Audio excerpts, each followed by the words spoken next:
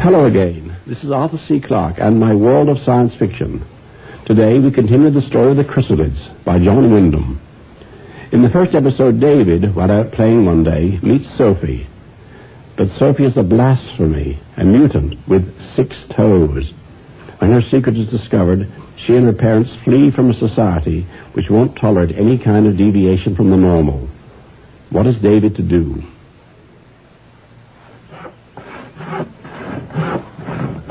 Hello there, Davy. Hello, Uncle Axel. Up and about again? How are you feeling? All right. Can I tell you something, Uncle Axel? Yes, you can trust me. I'm going to run away. I wouldn't do that if I were you, Davy. It never really works. Besides, where would you run to? How do I reach the rest of the world? Well, now, first you have to get a ship. Yes. You start by going down river from Rigo till you get to the sea. Now, it's no good sailing east then, because the sea goes on forever. Does it? So they say. Which way did you go, Uncle? South. You keep the coast to starboard as you leave the river. After a couple of 100 miles or so, you come to the Straits of Neuf. Then after that, you bear southeast a while, and then south.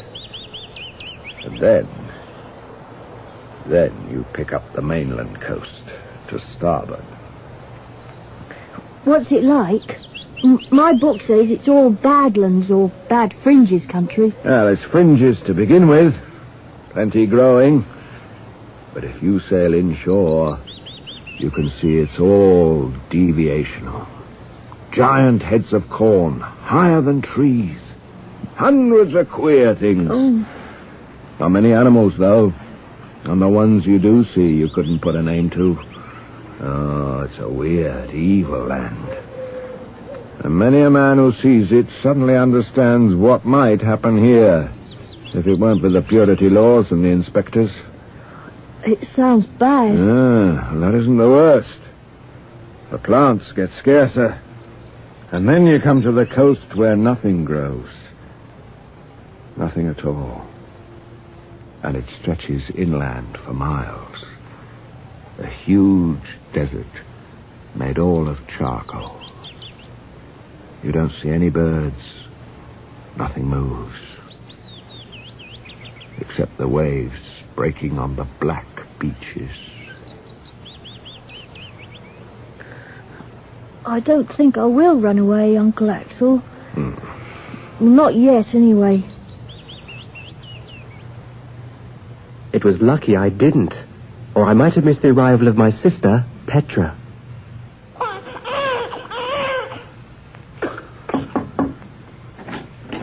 Mary? Mary? What? Can't you hear it, Mary? It's a baby. Well, of course it's a baby. Why do you think Mother's been in bed with a cold since yesterday? You mean Mother? Yes. Oh, you're even less grown up than I thought you were. And don't mention the word baby to anyone else. It's something you don't talk about, not till the inspector's been. Why not? Well, you know as well as I do, David, it's got to be officially examined and approved. The inspector's got to issue its normalcy certificate. Suppose he doesn't. Well, then it'll be sent away, of course. Won't be human, will it? So it'll be sent away. Nothing like that happened, though. The inspector called, the certificate was issued, and Petra's existence was finally admitted.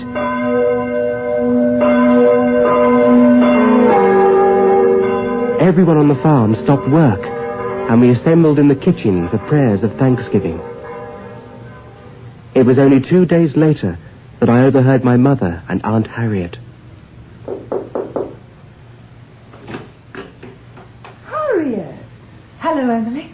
You've brought the baby with you. A tiny baby, all the way from Kentucky. I had to. I heard your baby had come early, so... Oh, there she is. Oh, she's lovely, Emily. Mine's lovely, too. Isn't she? Isn't she? She's very sweet. I am glad, my dear. Henry must be delighted. Oh, yes. Yes, he is. She was born a week ago. I didn't know what to do. Then I heard your baby was a girl, too. It was like God answering a prayer. You've got the certificate for her, haven't you? Well, of course I have. Harriet, you don't mean to tell me that you've not got a certificate? Let me see that child properly. Harriet, why did you bring it here? It's such a little thing. Let me leave my baby with you, Emily, and borrow yours, just to get a certificate. Please, you're the only one who can help me. The enemies of God besiege us. Through our weaker vessels, they attempt to defile the race. It's an immoral suggestion. It's criminal. You've blasphemed. Go down on your knees and pray, woman. Pray. Yes, I shall pray. I shall pray to God to send charity into this hideous world, and sympathy for the weak, and love for the unhappy and unfortunate. They found Aunt Harriet's body next day in the river. Nobody ever mentioned the baby. Accursed is the mutant, the enemy of God and man, the seed of the devil within, whose wish is to cause this place to become a place without the law. Please, please, God, let me be like other people. I don't want to be different. I don't want to be an abomination. Please, make me just like everyone else. When I wake up in the morning, please, God.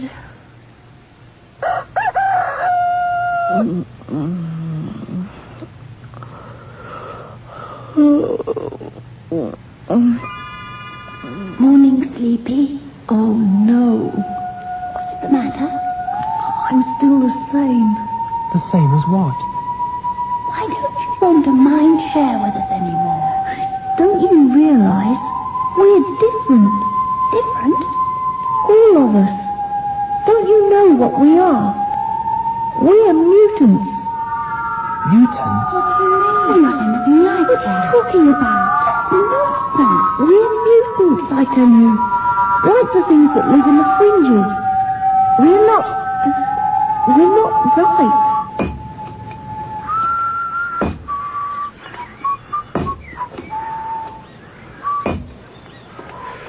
All right, Davy.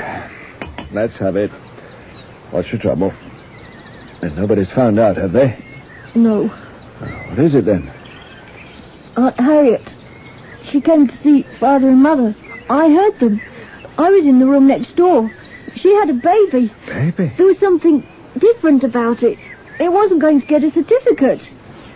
I think Aunt Harriet wanted to die. Oh, Uncle Axel. Ah, steady, Davy. What do they do when they find out I'm different? They won't. There's nothing for them to see. Nobody's going to know about it, except me. And I'm safe. Watch yourself, though. All of you. We did. We were very careful. And we were lucky. We managed to avoid direct suspicion for another 6 years, until the autumn I was 18. Oh. Phew. It's hot work. Hey, David. Yes? Come on. Have a rest. You've been at it all morning. Give me that side. All right, thanks. I'll go and give a hand with the stooking for a bit, then. Help!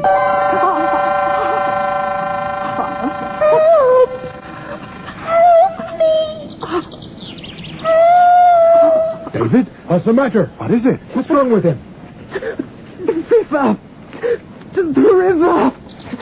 Where are you going? Where's he up to? Help me! Help me! Help! Help! David! Rosalind! Take my ball with me! Yes! I'm getting it! Help! Quickly! Help! Someone! Help! The bell! The bell! Do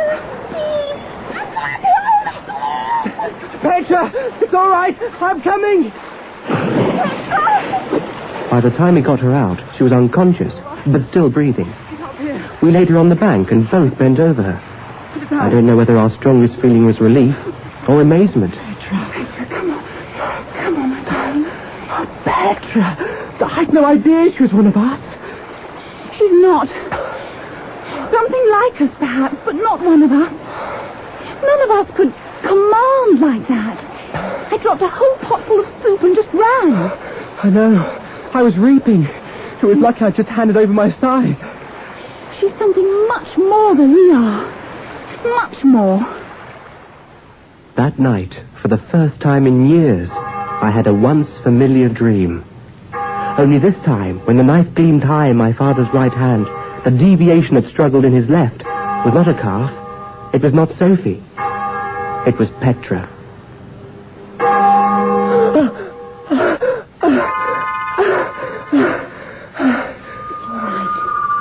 It's all right, David. Rosalind. How is she now? All right. I can't make thought contact, though. Neither can I. I've tried. Michael, how about you? No, nothing. Rachel? No luck. We've all had a go. Anne and I as well. Yes, and Catherine. It must have been panic that brought it out. She probably didn't even know she was doing it. Suppose she does it again. Do you think I ought to warn her? Tell her about it? No. Wouldn't be fair. She's only 6. But we can't put that sort of responsibility on her. Not yet. We'll have to be extra careful then. They're getting more suspicious, too. Almost looking round for someone to blame. That's because it's been a bad season. We've had 3 field burnings. So have we. And the worst deviation rate at lambing time for 20 years, according to Father. You ought to hear some of the farmhands on the subject. Ruination. That's what it is. What's the matter, Jacob? My bit of garden. Tribulated as hell. What are you going on about, Jacob? What's wrong? Beans. That's what's wrong. First my potatoes, and my tomatoes, and my lettuce, and now my goddamn beans. The others I've had before, but whoever heard of beans being tribulated? Been a bad year, all right. It's a judgment. That's what it is. I was a young man. A woman who bore a child that wasn't in the image was whipped for it. If she bore 3, she was uncertified. Outlawed. Made them careful about their purity and prayers, I can tell you. There's a lot less trouble with mutants on account of it. And when there were any, they were burnt. Burnt? Keep pure the stock of the Lord by fire.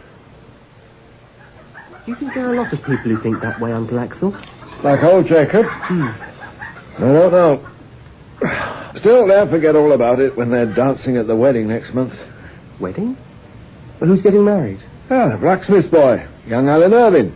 I feel sorry for the girl. Whoever is she? And Brent. Quiet. Quiet, everybody. Why didn't you tell us, Anne? Why should I? What would you all have said to me? You mustn't do it. Exactly. That's exactly what I knew you'd say. Because you think I might give you away to Alan, don't you? When I share my life with him, you're frightened. It's for your own sake you mustn't. It'd be like tying yourself for life to a cripple. You'll never really be able to share. Not thoughts and feelings. No, not the way we can. The way we're part of one another. I'm a woman. I've a right to marry and have children. Yes, Anne. But we're of our own kind. There must be some other people like us somewhere. If we wait. Why should I wait? Why should I waste my life waiting for someone who may never come? Besides, I love Alan. You can't. What do any of you know about being in love? Except David and Rosalind. Rosalind. David. I'll have to go soon. What did you tell them? Just that I was going riding. I'm supposed to be fetching a new harness from the saddlers. Oh, if only we didn't have to snatch meetings. David. There's no hope, is there? I mean, it's no use us thinking... That our fathers would allow us to marry? No hope at all. Both sides would be dead set against it. The only time they'll even meet under the same roof is in church. And it was at church the following Sunday that it happened. What is it? What's happened? It looks like the Irvings. Joseph, Caroline is ill. Oh, she's fainted. I'll go and see Stay what where you I are, can do. Emily. There are enough women clustered around her now. Oh, yes. You! What's the disturbance? They've just brought news. It's young Alan Irving. We're going to fetch him home. Injured? Dead. Found on a field path with an arrow through his neck. It's no good. She won't see me. What did she say, Rachel? She must have said something. Just screamed at me to go away. She let a neighbour in, then another. She wouldn't even let me into the house. She thinks one of us did it. No, not us. Do any of you know anything about it? Anything at all? No, nothing. Try to get through to her, Rachel. Anne? Anne? Anne? Oh, Anne. Anne. It's no use. You must try to get a note to her somehow, Rachel. Tell her we had nothing to do with it. Word it carefully, though, so that it won't mean anything to anyone else. In the meanwhile, we'll all keep trying. Poor Anne. And we'll keep on behaving as usual. Do you understand, everybody? We don't want to arouse any suspicions. We carry on normally. Any news yet about Alan Irving? He's still dead. Mary, that's no way to talk. Where's the milk? Uncle Axel's just bringing it. Have they any idea who might have done it? Well, the arrow was one of old William Tay's, apparently. You could say that about almost every arrow in the district, as he's the best fletcher around here. Oh, there you are, Axel. Put the pails down here. Who could it have been, though? Someone who had a grudge against the lad. And without speaking ill of the dead, Emily, there's probably quite a few of those in the district, too. No one who'd want to murder him, though. What is it, Rachel? What's the matter? You are stirring that porridge, David. Yes, Mother. Rachel, you all right? Besides, everybody was going to church when it happened. Steady, Rachel. Steady. We're with you. Nobody was late for church. Calm down. Nobody who could have done it. And tell us. It's Anne. What? Has she said anything? I went over to her house. Just before dawn on my own, I knocked and knocked. But she didn't answer. The neighbour came, got a log from the wood pile, and pushed the window in. And we climbed through and... Don't, Rachel, don't do. I was upstairs in my bedroom. Oh, Rosalind. She was hanging from one of the beams. No! There was a note on the table.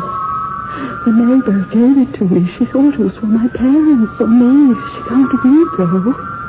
So she couldn't see who it was really for. Who was it for? The inspector. Anne was denouncing all of us. Me as well. Even Petra. She accused us all of planning Alan's murder. Oh, Anne. You've still got the note there. What? The note. You're sitting there, holding it. Burn it, Rachel, quickly, while you're still sitting in your own room. Burn it, Rachel. Yes. Oh, Anne. I can't believe she's gone. That we've lost her for good. We lost her months ago. We lost her when she married Alan. When she stopped mind-sharing with us. David Strom, what do you think you're doing? You've let the porridge burn again.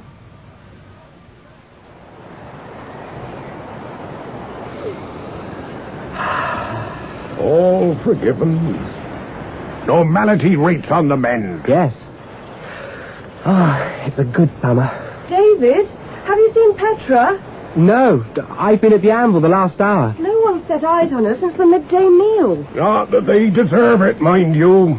The evildoers. Her pony's not in its stall. Oh, they were to get their just deserts. There'd be wailing and gnashing of teeth. Do be quiet, Jacob. I don't think she'd ride off our land, would she, David? Still time for things to go wrong, She knows she's not supposed to. Harvest could fail. Jacob, will you stop it? David? I must go. David, what are you doing? I'm wanted.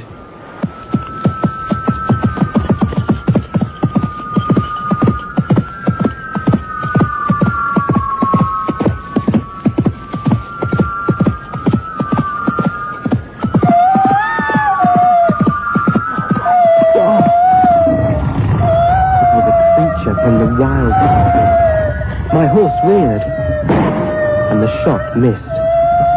But it was finished off by a couple of arrows as Rosalind and Michael rode into the clearing. It took us quite a while to get Petra down from the tree she'd taken refuge in. And all the time she kept up a piercing mine scream. Then there were more hoofbeats, and Rachel arrived. What's happening? Petra, she was riding and she was attacked. We can't pass now down though.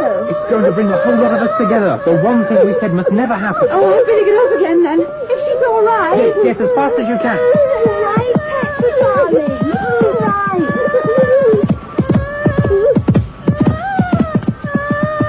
Oh, no!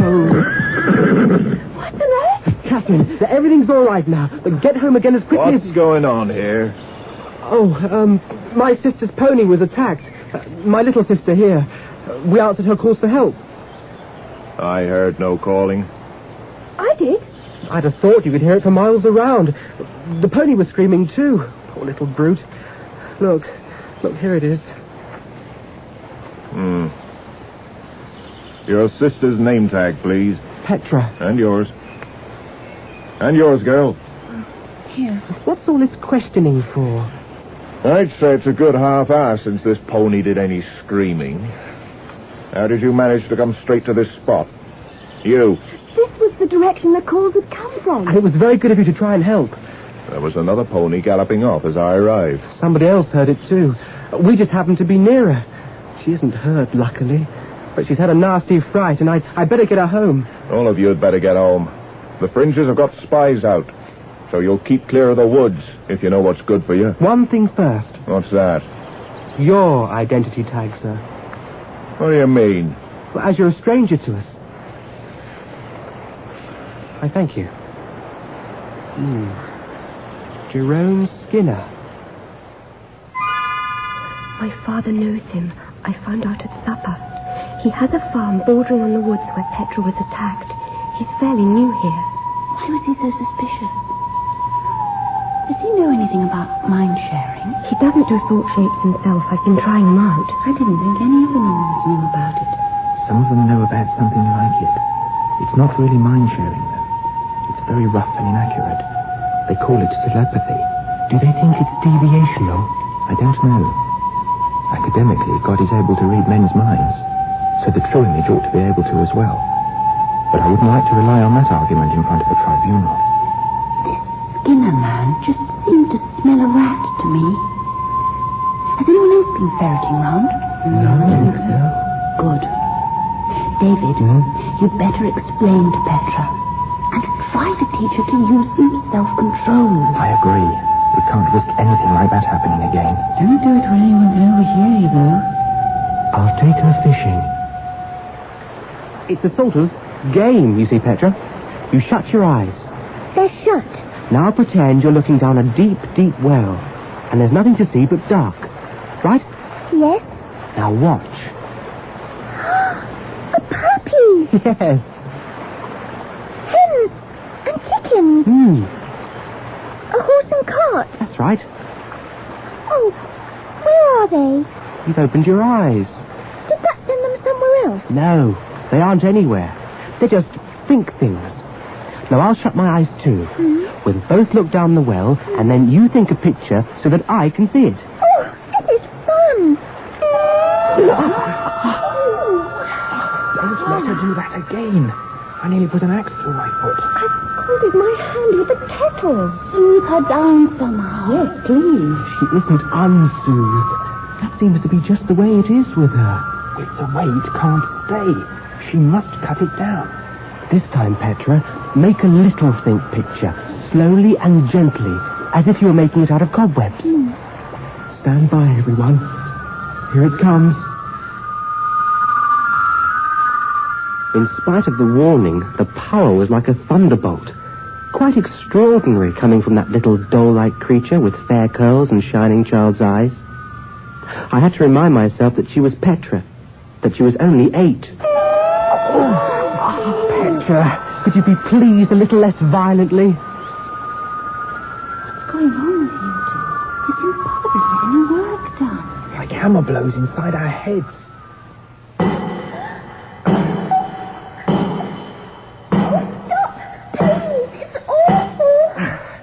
Well, now you know what we feel like when you're mind-sharing at full power. I want to practice again. All right.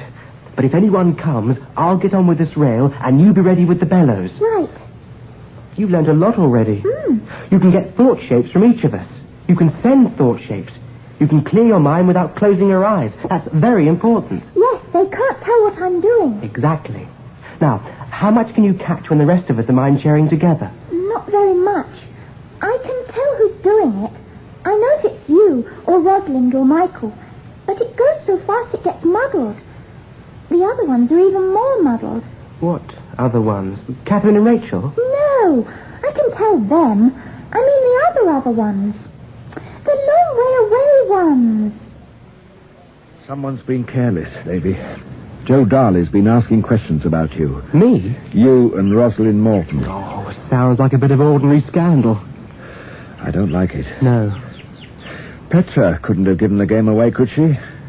Petra? Well, she's only a child. She might have let something slip. I didn't tell you anything about Petra. No. How did you find out? When I was a sailor, there used to be a dive down on the waterfront in Rigo, run by a man called Grouth. He had 3 girls and 2 men working for him, and they did just whatever he said. Because if he told what he knew, one of the men would have been strung up for mutiny, 2 of the girls for murder. I used to watch the way he treated them and the expression on his face when he looked at them. Gloating. He'd got them just where he wanted them. I don't see what... I saw the same expression on someone's face in Wacknock Church. That same gloating. Someone who had a long look at Rosalind first, then Rachel, then you, and then young Petra. All through morning service, he looked at the 4 of you. Who was it? Alan Irvin. Alan? Anne should never have married him. She wasn't the sort who could keep secrets in bed. My God! But why didn't you tell me before? Well, there wasn't a time for talking, it was a time for doing. I came home and I thought a bit. And then I put a new string on my bow. It was you. Uncle Axel, it was you who killed Alan. It was the only thing to do, Davy. Tune to this station for the final episode of John Wyndham's The Chrysalids, dramatized for radio by Barbara Clegg, produced for the BBC by Michael Bartlett, and introduced by me, Arthur C. Clarke, from my world of science fiction.